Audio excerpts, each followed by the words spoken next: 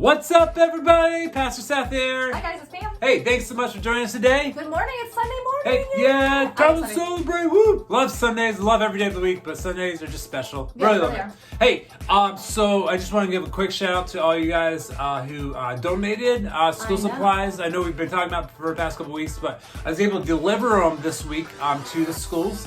And the feedback we got from the principals and those there was just fantastic. They were so grateful, and they were so taken back by, like, this is all from one church. Like, I was like, yeah, our people are pretty awesome, most of them. But yeah, it was so good. Yeah, no, you're all good. All great. All awesome. It was so good though. So thank you for that. Thank you for your generosity. That. You're making an impact on our community. And listen, they know us as a church that it's willing to help out if we can. So I appreciate you guys. And so, speaking of school.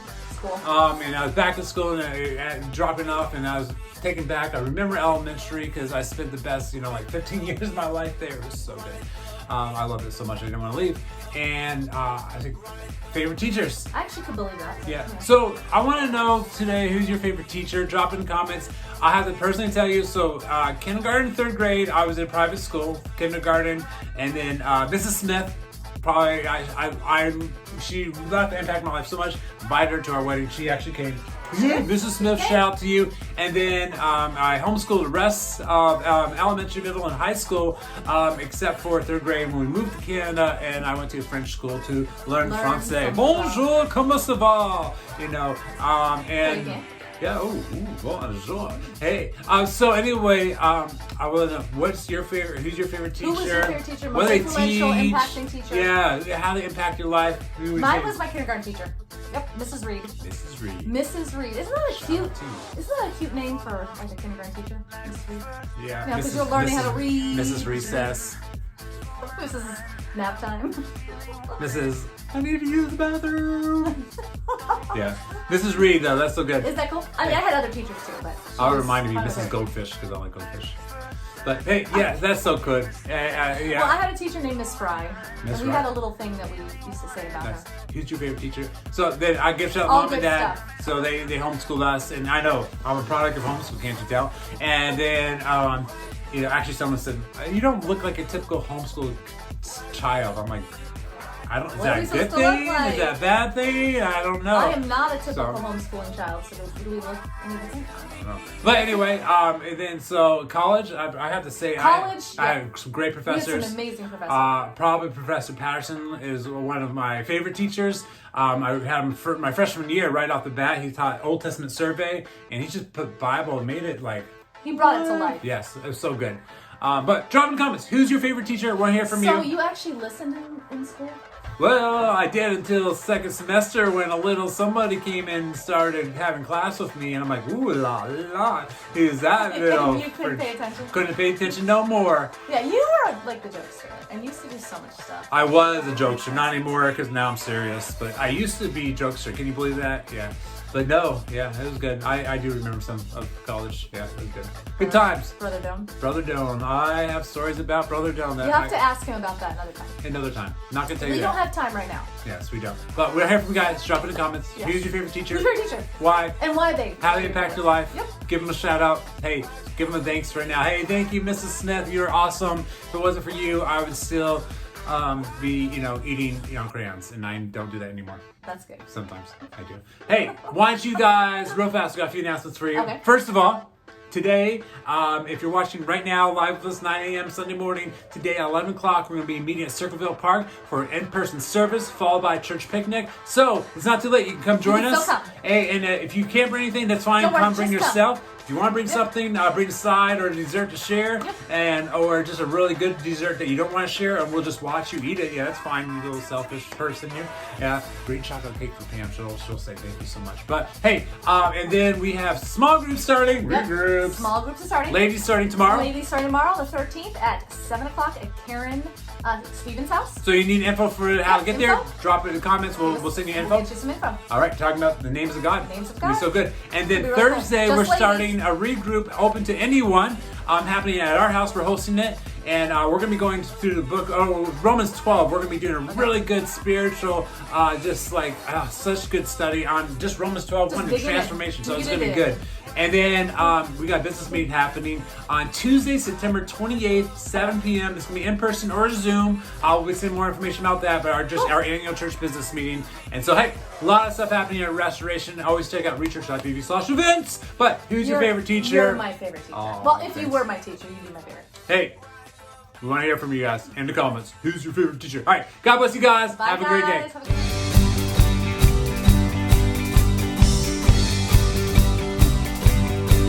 And you will show us the path of life. In your presence our joy is complete. And you will show us the path of life. And we will sing. Yes, we will sing. At your hand our treasures will be. For all our needs, God, you hold the key. At your hand our treasures will be, and we will sing. Yes, we will sing. To you the glory, oh God, for you are holy, oh God. We lift our voices, oh God. Our joy is complete. Our joy is complete.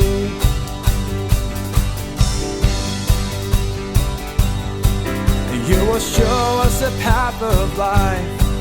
In your presence our joy is complete. You will show us the path of life. And we will sing. Yes, we will sing. To you the glory, oh God. For you are holy, oh God. We lift our voices, oh God. Our joy is complete. Joy is complete. We are complete in you, oh God. Our voices we lift to you, oh God. You will show us a path of life, and we will sing. Yes, we will sing. To you the glory, oh God. For you are holy, oh God. We lift our voices, oh God. Our joy is complete. To you the glory, oh God. For you are holy, oh God. We lift our voices, oh God. Our joy is complete. Our joy is complete.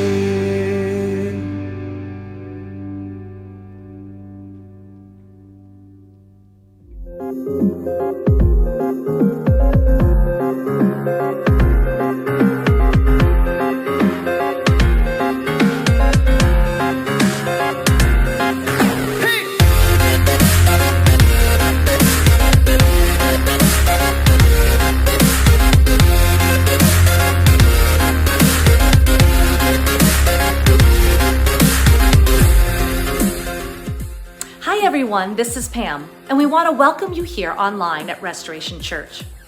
We exist to lead people to become fully engaged followers of Jesus. And if you're joining us for the first time, we're honored that you're here with us.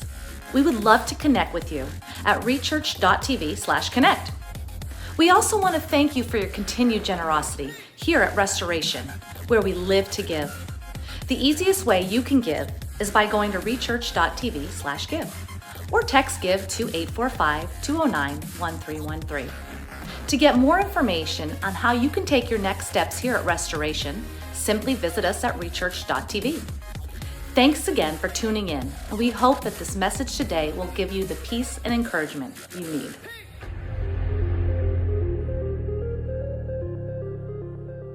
We keep playing with fire, knowing it's a dangerous game. So we keep playing with fire.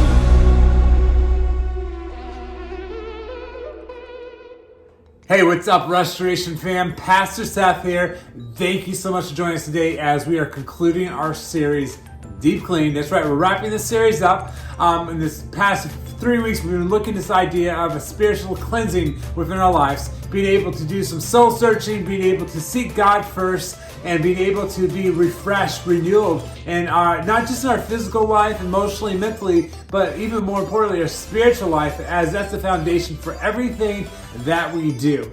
And so thank you for being part of this series with us. And if you missed a message or two, you can go to RECHURCH.tv and just click on online. You can listen and watch past messages there and be able to get caught up in this really important series. I think it's really can benefit you in taking the deep clean, kind of challenge in your life and seeking God through this.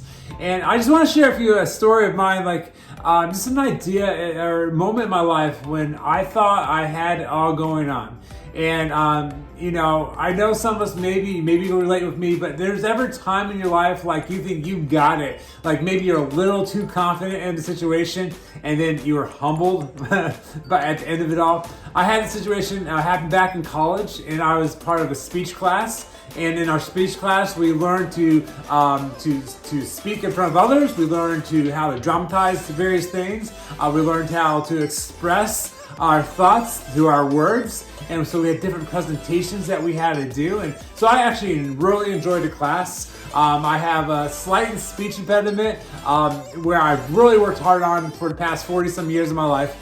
It's called a slow tongue, so sometimes I'll speak too fast and so my words get slurred together. And so I thought this speech class would be a great one. It really helped me to learn to speak and articulate a little bit better. And there's still some words I really can't say, and not because they're bad words, just because I can't say them as hard as I try. And so, but you would think this is where I'm going with this story, but actually it was a complete other thing. I had confidence in my speech I was delivering for a couple reasons. One, I actually studied and I actually prepared pretty well for this speech, and that was a how-to speech. And basically at the end, I was thinking everyone's going to know how this how-to of what I was showing and sharing through my words that day. And so I had prepped, I had props, I was ready to roll. And so I walked in with confidence, which confidence itself is not a bad thing, but I think I walked in with a little too much confidence. And so I gave my speech, and so at the end of the speech in front of the class, my teacher was there, my classmates were there. At the end, then the classmates would usually offer some sort of constructive criticism. So if they really liked the speech, they would say why they liked it, and some pluses on that. And then if there's some things that needed to work on, that was the idea to kind of share that as well. I have to be completely honest. At the end of this speech, I thought that all I was going to hear was raves. If Google was a thing back for me in college, it would have been the 5-star reviews, right? I was thinking that I hit it out of the park, home run, grand slam, whatever, walk off, team has won type speech. And so I was ready for that kind of feedback from my classmates. Well, the teacher interrupts my class from being able to give any type of review, and she said this, and still hits me today, from my overconfident self to being humbled in a matter of one sentence. She said, "Mr. Switzer," said, "I didn't hear a word you said because you're too busy clicking away at your pen." Little did I realize that to kind of my overconfidence still came out in the fact of I was super nervous, and I had a clicky pen in my hand, and throughout the whole time I was clicking away at that, and it was so distracting to our teacher that she didn't even pay attention to what I was saying and got focused on what my body, the distraction that I was putting out there. And so here I am, a little too confident and completely humbled in one sentence. And can I tell you, that happens to us in life all the time. Sometimes we need those humbling moments. Sometimes we have to realize that, there's little distractions in our life that could be distracting our walk with Jesus and distracting others from seeing that walk that you have with Jesus. Maybe a little too confident there on the Facebook and the social media and posting posts and making comments and not realizing that could be a distraction to leading someone to Jesus. Getting so distracted, or overconfident in your parenting skills. You think, I got this, that you're not actually allowing God to help you lead your family. So confident in your relationship and I don't need to work on my relationship. My relationship's good. My marriage is good. good. There's nothing I need to do. You're so overconfident that you maybe need that humbling moment saying, hey, you're not perfect. Your spouse is not perfect. And so together you need to be pursuing the perfect God together as one, right? So there's things in our life where we get so cocky, so overconfident that there's certain situations that humble us.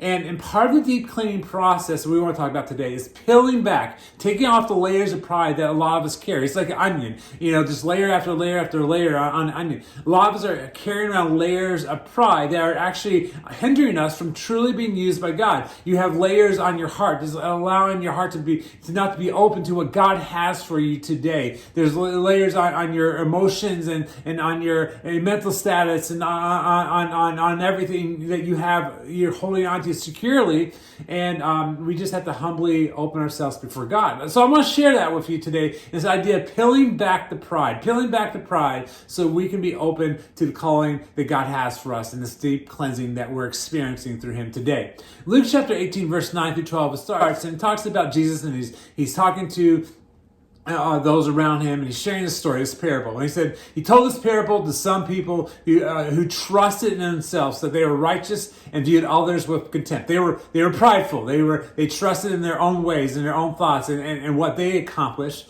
and viewed others with contempt. And so verse 10 says, 2 men went up into the temple to pray. One was a Pharisee and the other a tax collector. And the Pharisee stood and was praying this to himself: God, I thank you, I am not like other people. All right, swindlers, unjust, adulterers, or even like this tax collector.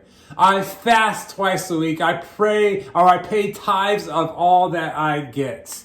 And so here's, the one side of the coin. You've got the Pharisee, the religious leader, speaking and praying this prayer, saying, I'm glad I'm not like the rest of these bozos in the crowd, I'm glad I'm not like these guys. And, and then because I fast twice a week and I pay, I give, and I'm a humbled servant. Look how humble I am, everybody. And that's his attitude. And so he has these layers and layers and layers of pride that he's throwing out there, boasting about what he's done, and the things that he trusts in himself, and look and say, look at me. And if we're not careful, if you're religious today, you can fall under the guidelines of the Pharisee. Very simple, very quickly by saying, well, I go to church, I say my prayers, I give some offering, I serve some time, and I'm good. And that's actually a very prideful statement, saying, I did what I'm supposed to do. And the humble piece of peeling back is we have to understand that pride is dangerous. In fact, pride is dangerously destructive, and pride is difficult to detect.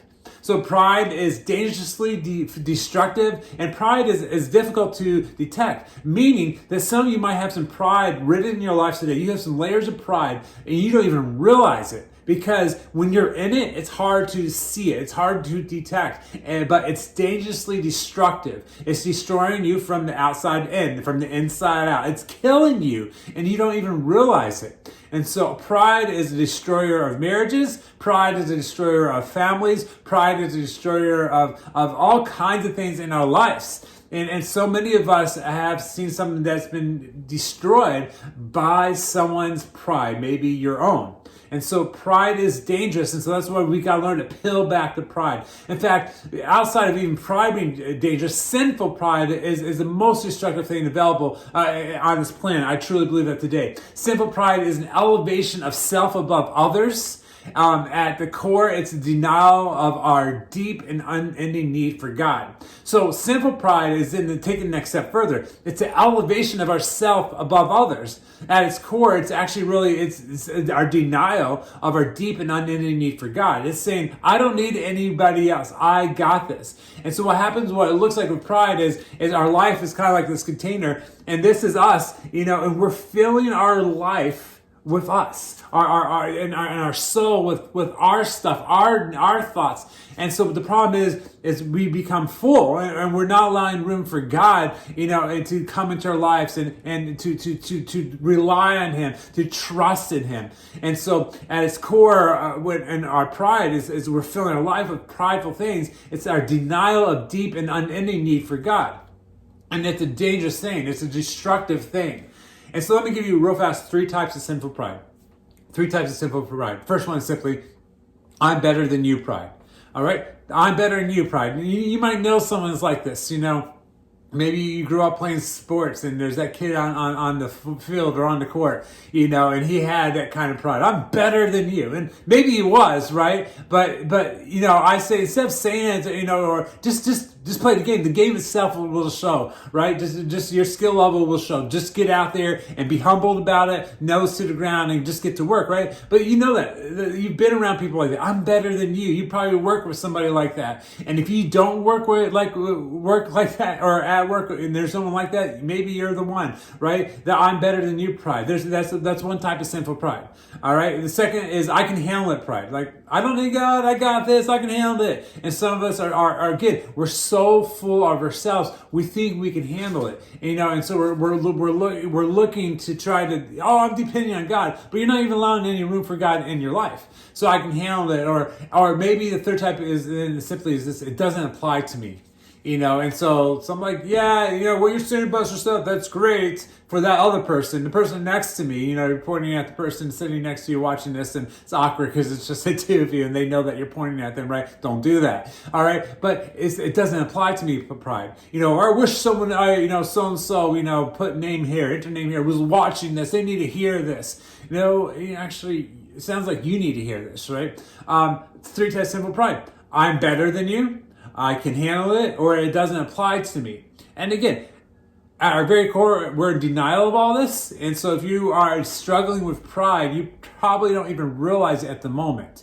Hopefully in this process this morning, and the Holy Spirit doing what he does best, he can reveal that if you have any sinful pride in your life, and be able to, how we deal with it, and we'll be talking about it, but simply you lay it before God and you bring it before him. You've got to empty yourself out before God. So those are three types of sinful pride. And so what we see is a Pharisee in Luke chapter 18. He says, look, I'm glad I'm not like these other people. I'm glad I got it put together. I'm glad that I do what I need to do. I fast and I pray and I tithe. I'm good to go. And he has that attitude. And so then we see the other person in this story, the tax collector, and this coming up in verse 13. So Luke 18:13, the story continues. Then the tax collector, standing some distance away, was even unwilling to lift up his eyes to heaven, but he was beating his breast, his chest, saying, God, be merciful to me, the sinner. It says, I tell you, this man went to his house justified rather than the other. For everyone who exalts himself will be humbled, but he who humbles himself will be exalted. So two flips of the coin. On one hand, you've got the Pharisee says, look at me, I got it good, I don't need anything, I'm better than you, I can handle it, this doesn't apply to me, right? He kind of fell in all three types there. And the other flip side of the coin is you got the tax collector saying, listen, he couldn't even lift his eyes up. He was so humble. I don't deserve this. Shouldn't be in your presence. Beating his chest, beating his breast, saying, God, be merciful to me, a sinner, the sinner. All right. And so completely different attitude, completely different posture. Right? Posture is important, right? The proud is like, look at me. The humbled is, God, don't look at me. I'm not worthy of you. And so it's a completely different mindset, completely different posture, completely different position. Why? One is full of himself and the other has emptied himself before God. And the Bible says that those who are full of themselves will be humbled. Okay, you'll be humbled. You'll be, hey, that pen clicking, I didn't hear a word you said. You'll be humbled in front of a whole class, right? That humbling time will come. So don't worry about the private person that's around you. Their time will come. They will be humbled.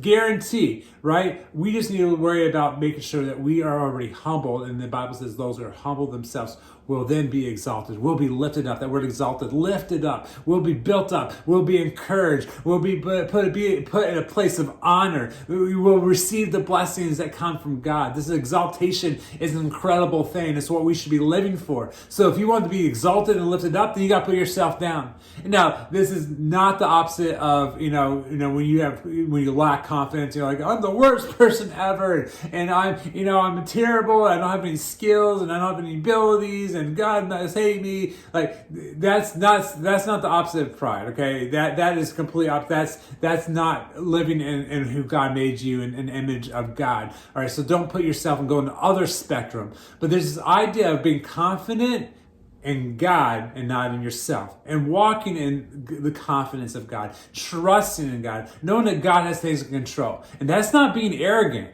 That's being faithful. All right, when we walk in confident in what God can do, that's not arrogancy, that's faithfulness. So let's be faithful in our walk with God. So how do we do that? We've got, again, empty ourselves. When we are full of ourselves, there is no room for God. When we are full of ourselves, again, there's literally no room for God, because you've already filled your life with stuff, with things, with you, with your own, abilities. I'm better than you. I'm better than this. I can handle it on my own.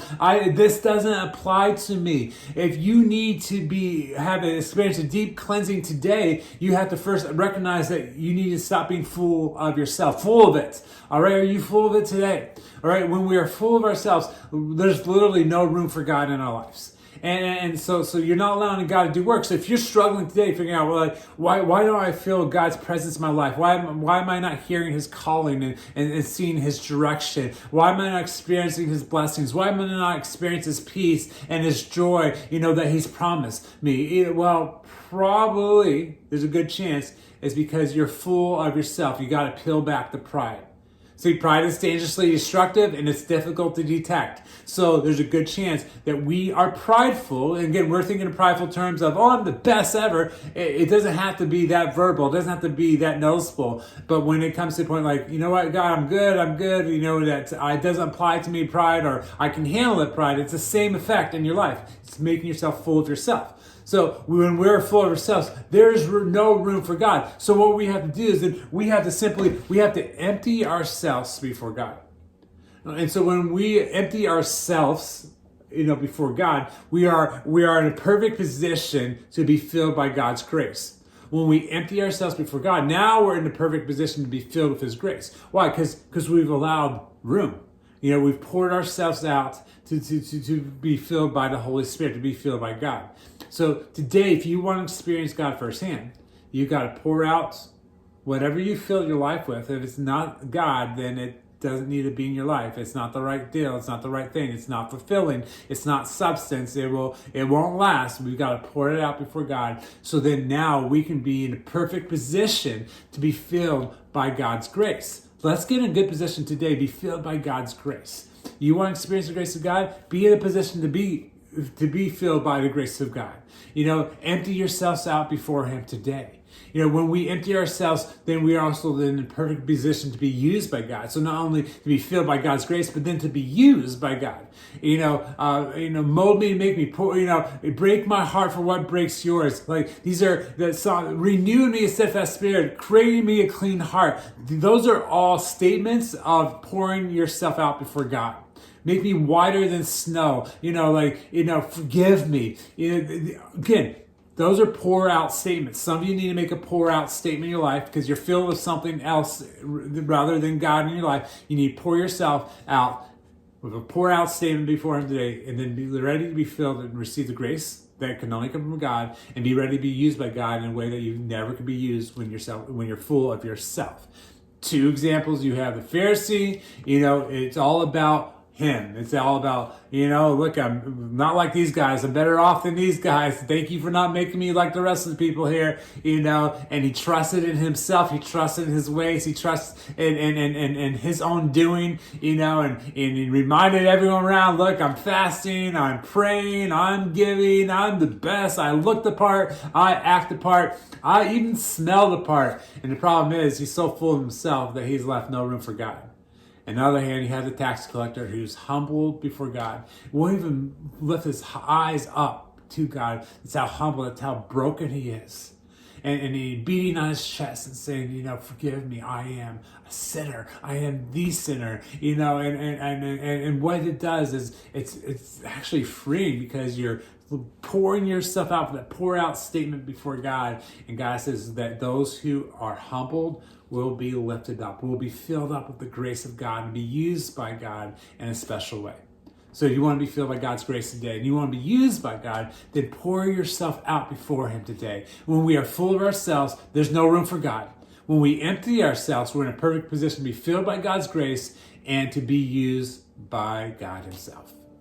See, pride is about my glory. Humility is about God's glory. There's a difference. This is a different stance. This is a different posture. Pride is about my glory, about my achievements, about, my accomplishments, about me. It's about me. And it means I'm filling my life about me. And humility is truly about God's glory. As a church, I pray each and every day that everything that happens, in my life, in our community's life, our church family life, it's done by God and done for God. And so when we look back and when people look and saying, wow, look what Restoration was able to be part of, that all fingers point to God saying that only was possible by him. What we have is only possible by him allowing us to have. What we've accomplished is only because he's allowed us to accomplish those things. Having that humble approach. Pride is about my glory.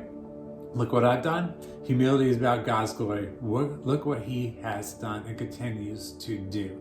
So which stance are you taking today? What's your posture? Are you going to be like the Pharisee and saying, hey, I got this going on. I'm checking off the boxes. I'm reading my Bible. I'm saying my prayers. I give to the church. I evolve in serving. And those are all good things, and we should be doing those things. Don't get me wrong. However, when it becomes about those things and what we're doing and not who we're doing them for, that's a problem. That's an issue, or are you living on the other side of saying you're humble before God and saying, God, I don't have much, but it's yours. God, use me, make me, mold me, and allow me to just follow your direction in my life. Are you coming humbly before God? Are you empty before him today? Sinful, Matthew 5:16 said this, in the same way, let your light shine before others, that they may see your good deeds and glorify your Father in heaven. So let your light shine before others. Live in such a way that people see Jesus living through you. Let your actions reflect the actions of Christ. Let your words reflect the words of Jesus. Let your thoughts and how you carry yourself, let people see God working through you today.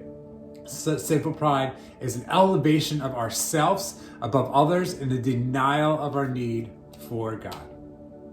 So how do you see God peeling back the pride in your life today? How do you see God peeling back the pride in your life today? What steps are we going to take? Start peeling back those layers, peeling back the pride. Listen, pride is dangerously destructive. It's difficult to detect. 3 types of sinful pride is better than you, I can handle it, or this doesn't apply to me. Let's not get stuck in that prideful stance today. Let's go on a stance of humbling ourselves before God. Therefore, he can exalt us. He can lift us up. He can bless us in ways that we can never be blessed when we're taking a prideful stance. We're going to experience God like none other. We have to make sure that we're not full of ourselves, because if that's the case, there's no room for God. We need to empty ourselves today. And then we're in a position, the perfect position, to be filled by God's grace and to be used by him. Pride is about my glory. Humility is about his. So who are you choosing to live today? For yourself or for God? Let's peel back the pride today. Let's not get stuck in that trap. Let's evaluate ourselves. Let's be real. Let God just work in our hearts. And some of you might have to have some peeling back prayers today. Say, God, forgive me. God, reveal something to me. God, humble me today in this. And I'm struggling in this area. And let's take that stance and just let God just work through us. And to God be the glory. All right. To God be the glory. That's what it's truly about. Let me pray for you today. God, thank you for all you do for us. Thank you for all those who are watching. I pray that we can peel back the pride, that we can seek you first in all that we do, Lord. Lord, that we can empty ourselves before you. Lord, that we can just be humble and come with you before you with a humble stance, that you will exalt us, you will lift us up, Lord. Thank you for those blessings. Thank you for that promises. Thank you for all you do. And I pray that we can just come and seek you with some peel back prayers, God, of forgiveness, Lord, of letting go, of trust in you. And we love you in your name. In Jesus' name, amen. Guys, thank you so much again for joining us today. Just humbled again, just by being able to have the privilege to speak. It truly is. I say that, I mean that. Love you guys. Thank you for your continued generosity and just your continued giving. And thank you for just loving on us, loving on our community. And hey, let's take some opportunities today to be like Jesus. Let Jesus work through you. Pray for opportunities to serve others. Pray for opportunities to give. Pray for opportunities to share the gospel. Come on, let's be the church wherever you're at. Let's go. All right, God bless you guys. Have a great week. Thank you for joining us today. If you are new with us and said yes to Jesus today, connect with us at rechurch.tv/online. Let us know how we can pray for you at rechurch.tv/prayer.